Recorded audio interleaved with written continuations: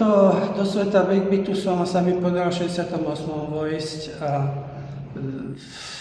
boli sme mladí chalani, tam veľkú činnosť sa rozvíjala okolo kina Nivy a tam bol aj kultúrny dom Nivy, kde vznikol Fan Club for Meditation a tam došiel aj Ferko Griglák, kde mal jeden z prvých koncertov, len ten rámovač nevybral tie fotky, ale sú odložené.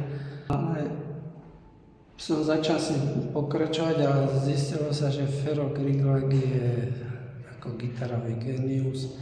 Jemu sa podarilo, že v 1970 dostal cenu najlepší gitarista a potom ten jeho rozbeh bol taký, tuto je tam na plagátiku fotka, čo som ho fotil pre Rytmus života v 69. roku, kde je ako s takým pekným televízorom a s pekným pozadím, s žehličkou na drevené nohy a tak. Ja som rád, že som mohol môjmu priateľovi Petrovi Stanlimu Procházkovi svojím dielom pomôcť pri tejto výstave. A to z dvoch dôvodov. Jednak ho mám rád ako fantastického dokumentaristu, fotografa, ktorý vlastne spolu zachytával kultúru, nielen hudbu, ale vôbec kultúrne nivo slovenské od 70. rokov. Pretože okolo kultúry je takéto hmírenie, to vrenie a tie komunity sa stretávajú, nie je to len že CDčka alebo teda albumy, obrazy a knihy, ale všetko okolo. No a on to všetko okolo zachytáva, hlavne teda v tých knižkách, teda v tých fotkách